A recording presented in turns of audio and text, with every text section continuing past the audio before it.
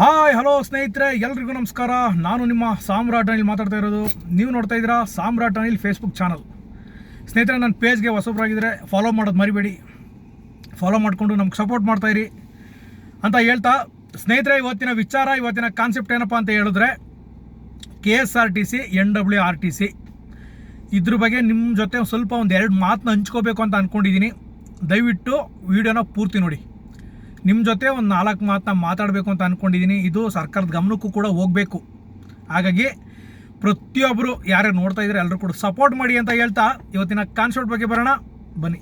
ಸ್ನೇಹಿತರೆ, ಇವತ್ತಿನ ವಿಚಾರ ಏನಪ್ಪ ಅಂತ ಹೇಳಿದ್ರೆ, KSRTCಯಲ್ಲಿ ಬಾಕಿ ಉಳಿದಿರುವಂಥ ಉಳಿಕೆ ಪೋಸ್ಟ್ 545 ಪೋಸ್ಟು, ಜೊತೆಗೆ 814 ಪೋಸ್ಟು NWRTC, ಅದು ಕೂಡ ಡ್ರೈವರ್ ಪೋಸ್ಟು. ಈಗ ಅದನ್ನು ಮೊದಲು 1000 ಪೋಸ್ಟ್ ತಗೊಂಡು ಡಿಕಮ್ಸಿ ಅಂತ ಮಾಡಿಕೊಂಡ್ರು. ಈಗ 814 ತಗೊಂಡ್ರು ಕೂಡ ಅದನ್ನು ಕೂಡ ಡಿಕಮ್ಸಿ ಅಂತಲೇ ಮಾಡ್ಕೊಳ್ಳೋದು. ಸ್ನೇಹಿತರೆ, ಅದು ನಿಮಗೆಲ್ಲ ಗೊತ್ತು. 814 ಏನು ಉಳಿಕೆ ಪೋಸ್ಟ್ ಇದೆ NWRTCದು, ಅದು ಕೂಡ ಆರ್ಥಿಕ ಇಲಾಖೆಯಲ್ಲಿ ಆಸುಪಾಸಲ್ಲಿ ಇದೆ. ಅದು ಕೂಡ ಆಗುವಂಥ ಚಾನ್ಸಸ್ ಇದೆ. 545 ಪೋಸ್ಟ್ KSRTC ಅಂತೂ ಇದು ಆರ್ಥಿಕ ಇಲಾಖೆಯಿಂದ ಟ್ರಾನ್ಸ್ಪೋರ್ಟ್ ಡಿಪಾರ್ಟ್ಮೆಂಟು ಬಂದ್ಬಿಟ್ಟಿದೆ ಅಲ್ವಾ, ಎಲ್ಲ ನಿಮಗೆ ಗೊತ್ತು. ಆದರೆ ನೀವೆಲ್ಲ ಏನು ಅಂದ್ಕೊಂಡಿದ್ದೀರಾ, ಆರ್ಥಿಕ ಇಲಾಖೆಯಲ್ಲಿದೆ, ಅಲ್ಲೇ ಟ್ರಾನ್ಸ್ಪೋರ್ಟ್ ಡಿಪಾರ್ಟ್ಮೆಂಟಲ್ಲಿ ಆದ ತಕ್ಷಣ ಆಯಿತಾ, ನೀವೆಲ್ಲ ಆಗುತ್ತೆ ಅಂತ ಅಂದ್ಕೊಂಡಿದ್ದೀರಾ? ದಯವಿಟ್ಟು ಆ ಥರ ಏನಾದರೂ ನೀವು ಅಂದ್ಕೊಂಡಿದ್ರೆ ದಯವಿಟ್ಟು ಇವತ್ತೇ ಆ ಥರ ತಲೆಯಿಂದ ತೆಗೆದಾಕ್ಬಿಡಿ ಸ್ನೇಹಿತರೆ. ಇವತ್ತೇ ತಲೆಯಿಂದ ತೆಗೆದಾಕ್ಬಿಡಿ. ಏನಕ್ಕೆ ಅಂತ ಹೇಳಿದ್ರೆ, ನೀವು ಏನಾದರೂ ಮೈ ಮರೆತು ಹೋರಾಟ ಮಾಡದೆ ಇವಾಗಲೂ ನೀವು ಕುಂತ್ಕೊಂಡ್ರೆ ಅದನ್ನು ಮುಚ್ಚಾಕ್ಬಿಟ್ಟು ಹೊಸ್ದಾಗಿ ನೋಟಿಫಿಕೇಶನ್ ಮಾಡೋಕ್ಕೆ ರೆಡಿ ಮಾಡ್ಕೋತಾವ್ರೆ. ಇದು ಮಾಹಿತಿ. ದಯವಿಟ್ಟು ಅಭ್ಯರ್ಥಿಗಳು, ನಾನು ನಿಮ್ಮ ಒಳ್ಳೇದು ಕೇಳ್ತಿರೋದು, KSRTC ಅಭ್ಯರ್ಥಿಗಳಿಗೆ ಆಗಲಿ ಅಥವಾ NWRTC ಅಭ್ಯರ್ಥಿಗಳಿಗೆ ಆಗಲಿ ಸ್ನೇಹಿತರೆ, ನಾನು ನಿಮ್ಮ ಒಳ್ಳೇದಕ್ಕೆ ಹೇಳ್ತಾ ಇರೋದು, ದಯವಿಟ್ಟು ಹೋರಾಟ ಮಾಡಿ. ಈಗ KSRTCದು ಏನಾಗ್ಬಿಟ್ಟಿದೆ ಅಂತ ಹೇಳಿದ್ರೆ, 545 ಪೋಸ್ಟು, ಇದು KSRTC ಹೆಡ್ ಆಫೀಸ್ ಏನು ಇದಿದೆ, ವ್ಯವಸ್ಥಾಪಕರಾಗಲಿ ಅಥವಾ KSRTC ಮಂಡಳಿಯವರಾಗಲಿ ಅವರೆಲ್ಲ ಹಳೇದನ್ನ ತಗೊಳ್ಳೋದೇ ಬೇಡ ಅನ್ನೋ ತೀರ್ಮಾನ ಬಂದ್ಬಿಟ್ಟಿದ್ದಾರೆ. ಗೊತ್ತಾ ನಿಮಗೆ? ಹಳೇದು ಉಳಿಕೆ ಪೋಸ್ಟ್ ಏನಿದೆ ಅದನ್ನು ತಗೊಳ್ಳೋದೇ ಬೇಡ, ಹೊಸ್ದಾಗಿ ಕಾಲ್ ಮಾಡೋಣ ಅನ್ನೋ ತೀರ್ಮಾನಕ್ಕೆ ಬಂದಿದ್ದಾರೆ. ಈಗ ಅಲ್ಲಿ ಇನ್ನೊಂದು ಕೂಡ ಆಪ್ಷನ್ಸ್ ಇದೆ. ಸರ್ಕಾರ ಏನಾದರೂ ಬೇಕೇ ಬೇಕು ಅಂತ ಏನಾದ್ರು ಇದ್ದರೆ ಮತ್ತೆ ಅವರು ಪತ್ರ ಬರೆದಾಕಿ ಮತ್ತೆ ತಗೋಬೋದು. ದಯವಿಟ್ಟು ಅಭ್ಯರ್ಥಿಗಳು, KSRTCಗೆ 545 ಪೋಸ್ಟ್ಗೆ ಕಾಯ್ತಿರುವಂಥ ಅಭ್ಯರ್ಥಿಗಳು ದಯವಿಟ್ಟು ಸುಮ್ಮನೆ ಕೂತ್ಕೊಬೇಡಿ, ಹೋರಾಟ ಮಾಡಿ. ಈಗ ಯಾರು ಮಾನ್ಯ ಸಚಿವರು ಇದ್ದಾರಲ್ಲ, ಬೈರತಿ ಸುರೇಶ್ ಸಾಹೇಬ್ರು, ಅವ್ರ ಹತ್ರ ಹೋಗಿ ಅವ್ರಿಗೆ ಮನವಿ ಕೊಡಿ, ಅವ್ರಿಗೆ ಮನದಟ್ಟು ಮಾಡಿಸಿ.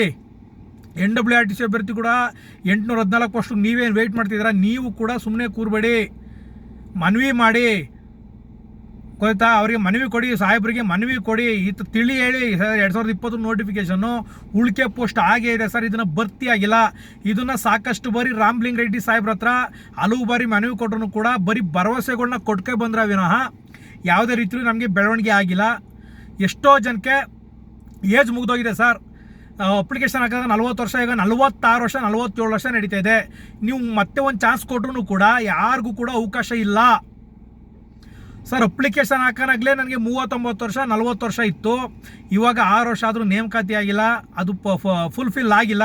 ಹಾಗಾಗಿ ನೀವು ಮತ್ತೆ ನನಗೆ ಒಂದು ಚಾನ್ಸ್ ಕೊಟ್ಟರು ಕೂಡ ಯಾವುದೇ ರೀತಿಯಲ್ಲಿ ನಮಗೆ ಅವಕಾಶ ಇಲ್ಲ. ನನಗೀಗ 47 ವರ್ಷ. ಯಾರ್ಯಾರು ಏಜ್ ಆಗಿದೆ ಅಪ್ಲಿಕೆ ಅವರೆಲ್ಲ ಹೋಗಿ, ಖಂಡಿತ 100% ನಿಮಗೆ ಕೆಲಸ ಆಗೇ ಆಗುತ್ತೆ. 100% ಕೆಲಸ ಆಗುತ್ತೆ ಸ್ನೇಹಿತರೆ. ಸುಮ್ಮನೆ ಕೂರಬೇಡಿ. ನಿಮ್ಮದು ಹಾಲ್ ಟಿಕೆಟ್ ಎಲ್ಲ ತಗೊಂಡೋಗಿ ನಿಮ್ಮ ಏಜ್ಗಳು ತೋರಿಸಿ, ನಮ್ಗೆ ಅವಕಾಶ ಇಲ್ಲ ಸರ್, ನಾವೆಲ್ಲ ಎಲ್ಲಿಗೆ ಹೋಗಬೇಕು, ಕೂತ್ಕೊಳ್ಳಿ ಅವ್ರ ಮನೆ ಮುಂದೆ, ಅವ್ರ ಆಫೀಸ್ ಮುಂದೆ ಕೂತ್ಕೊಳ್ಳಿ, ನಮ್ಗೆ ನ್ಯಾಯ ಕೊಡಿಸಿ, ಅಷ್ಟೇ ನ್ಯಾಯ ಬೇಕು. KSRTC ಅಭ್ಯರ್ಥಿಗಳು ಅಷ್ಟೇ. ಈಗ ಯಾರ್ಯಾರು 545 ಪೋಸ್ಟ್ ವೆಯ್ಟ್ ಮಾಡ್ತಿದ್ರೆ ನೀವು ಅಷ್ಟೇ, ನಿಮ್ಮ ಮಾಸ್ ಕಾರ್ಡ್ ಎಲ್ಲ ತಗೊಂಡು ಬೈರತಿ ಸಾಹೇಬ್ರಿಗೆ ತೋರಿಸಿ, ಸರ್ 46 ವರ್ಷ ಆಗಿದೆ, 47 ವರ್ಷ ಆಗಿದೆ, ನೀವು ಕೊಟ್ಟರೆ 50 ವರ್ಷಕ್ಕೆ ಕೊಟ್ಟರೆ ಅಷ್ಟೇ ನನಗೆ ಚಾನ್ಸು.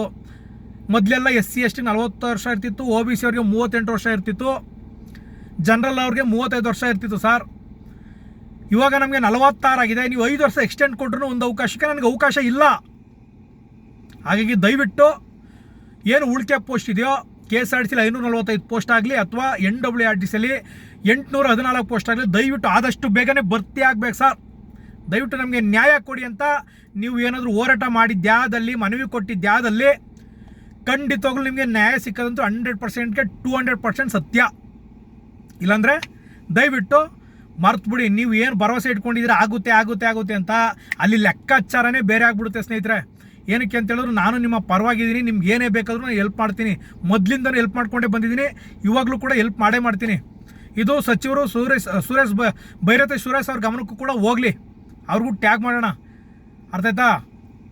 ಎಲ್ರಿಗೂ ಒಳ್ಳೇದಾಗಲಿ, ಕೈ ಕಟ್ಟು ಕೂರಬೇಡಿ, ಮತ್ತೆ ಹೋರಾಟ ಮಾಡಿ ಅಂತ ಹೇಳ್ತಾ ಮುಗಿಸೋಣ ಇಲ್ಲಿಗೆ ವಿಡಿಯೋ. ಎಲ್ರಿಗೂ ನಮಸ್ಕಾರ.